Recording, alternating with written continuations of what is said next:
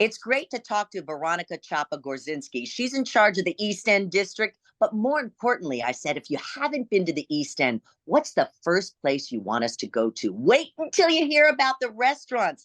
Check it out. Veronica Chapa Gorczynski. She is my guest on my Dana Tyson podcast, delighting the community. And thank you, Mattress Mac, for always sponsoring our podcast. Well, Veronica, I had the delightful experience of going to East River 9, was it last weekend? And I'm just thinking, what you guys have done to the East End is absolutely phenomenal. How did all this begin? A quiet little sleepy area where a lot of, I know, restaurateurs came from. They grew up here. And then it's just developing like crazy. It's beautiful. Well, good morning. I wish I could take credit for all of this, but this has been a 20-year journey. And I remind board members and staff that this is more of a marathon and not just a sprint. And so right. Just a lot of gratitude because partners like Midway that had the vision for, how do we redevelop East River? How do we get the golf course? And I'm really grateful that we got a par 3 golf course because I think we needed one in Houston.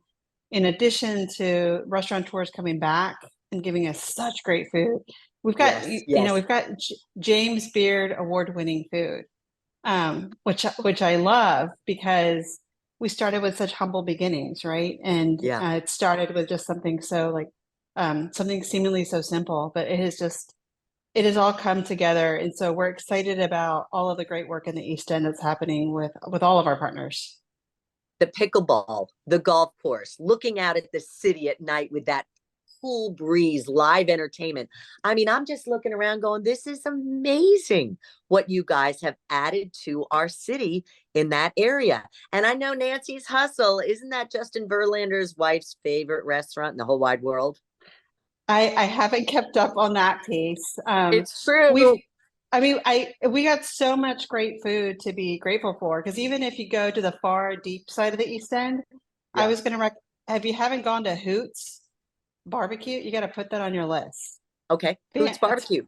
Hoots Barbecue. It's family owned.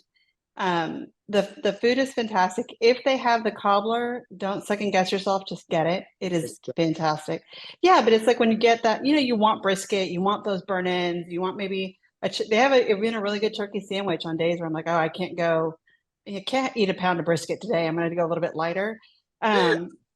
But I think that's part of the charm of this neighborhood, right? Oh, and Mimo's, you have to know where you're going. Like the neighborhood folks all know. Mimo's. Oh, Mimo, M-I-M-O. Oh, Mimo, okay. Yeah, okay. So if you go to Tlaquepaque Market, where we used to have Kanamawan off of Talmud Road, the Kanamawan Thai restaurant. I hope I'm saying that correctly. A lot of people call it Telephone Thai.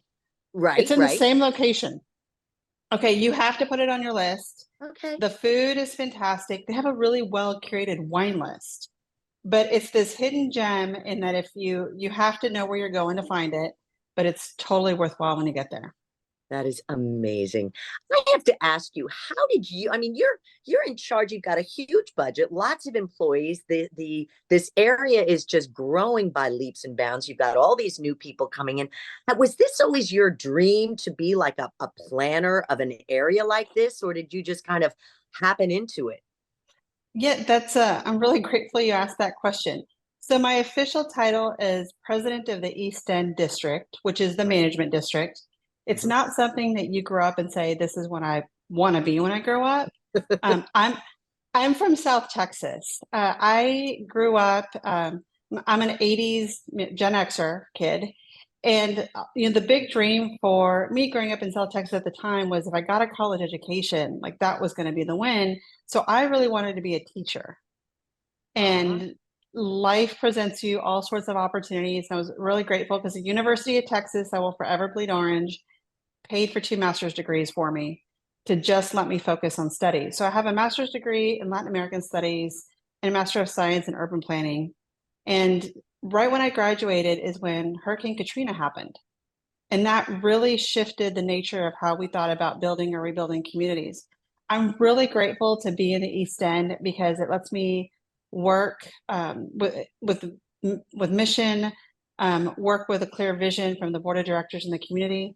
It also helps me be a little less homesick because I miss the food and I miss speaking Spanish and I miss, I get hugs when I go to restaurants and stuff here. And I've lived in other markets too. Like I did not get a lot of hugs in DC when I walked into a restaurant.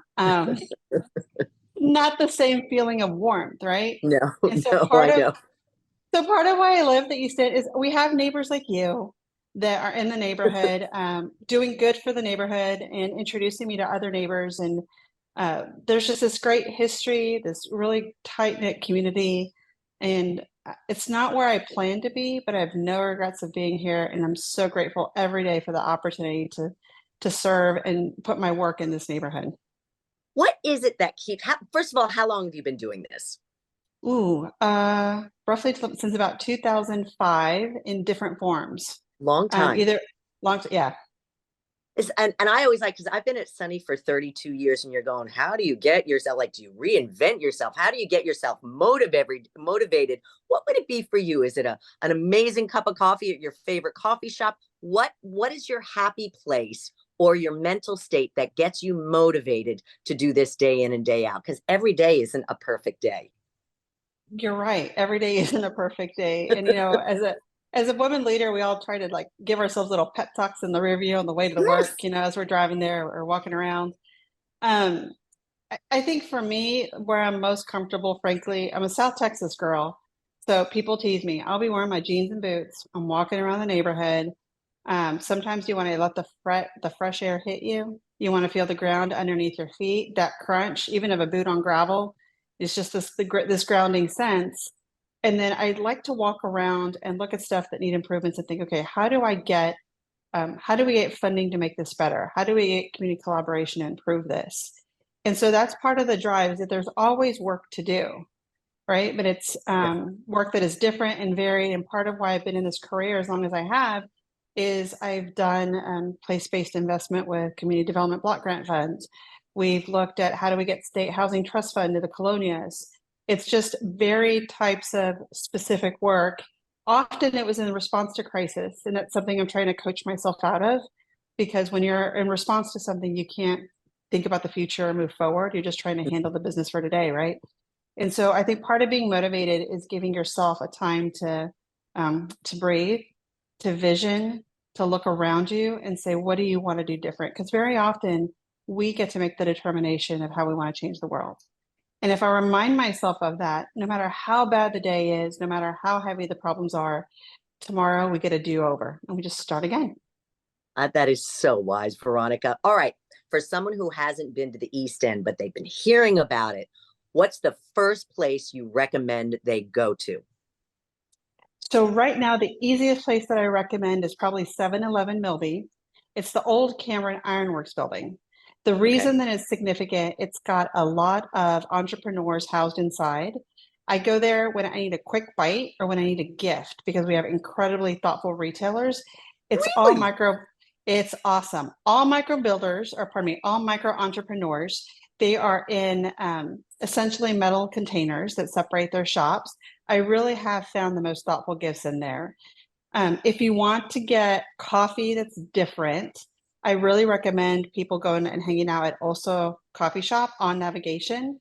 There's all sorts of great restaurants, but sometimes they do a Mexican pan dulce on top of an horchata latte that is really good. And yeah, like clearly you're going to need a little bit of insulin afterwards. It's high on the sugar, but it is delicious. I also recommend, and someone laughed at me earlier. I've had a lot of out of towners. I've had Canadians and people from DC recently coming and visiting the East End a lot to talk about our infrastructure problems. So I've been taking them to Magnolia's ice cream shop, which is this great ice cream shop. I only go for like the mango ice cream. That to me is a taste of home. But if there's a way to go extra on what you do on your ice cream, this place is it.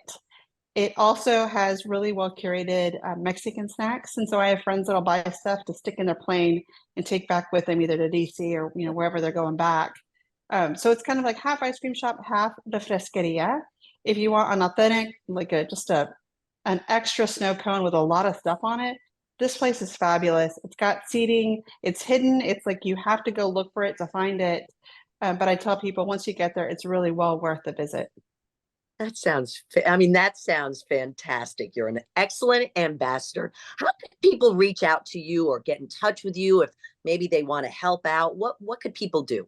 Sure. So the easiest way is to send me an email, Veronica at eastenddistrict.com. If you Mhm. want to know more about the services that we offer, you can visit eastenddistrict.com. We also have a B-side for those of you that know what the B-side is. That is eastendhouston.com. Okay. What is that? So, back in the day when we had to flip a record or flip a cassette tape, you had the A side Yeah. and the B side. Oh, the A side, the B side. I'm a This DJ. I is should know that. so this is the B side. But I I said love that to a group of really young folks and they kind of looked at me and I was like, oh yeah, what's the equivalent of like a Zennial B side? I don't know. Right. You are a delight. I love what's been happening in our city. Any opportunity I can to highlight people who delight us. That's what I try to do. And you certainly did great recommendations on those places. I thought I knew the East End until, until I spoke with you. So we got to get busy. We got to We go gotta out and get eat. we gotta go out and eat, get some margaritas, get some bicycles. That is Just awesome. Veronica, you are the best. And I appreciate getting to know you and sharing a little bit more about what this city has to offer. The East End is an incredible place. If you haven't been there, now's the time. The weather's cooling off. You've got the all along the Esplanade on navigation. It is navigation that opens up for you've got it's not really food, it's kind of food and everything, food and crafts every weekend. every Sunday, the market is open from 10 to Yep. 2. We also have the cultural district is giving residencies to local artists. So if you want to come Excellent. and watch a local artist and support them, like that is also welcome. And of course, every time you buy something in the East End, you're probably paying for someone's dance classes or singing classes or, supporting a local family and entrepreneur. So please keep doing that. Absolutely. Thank you. And right around the holidays, unique gift ideas right here in the East End. We always say shop small, shop local. East Yep. End is the way to do it. Veronica, thank you for your time today. I truly appreciate you. Thank you, Dana. I appreciate you.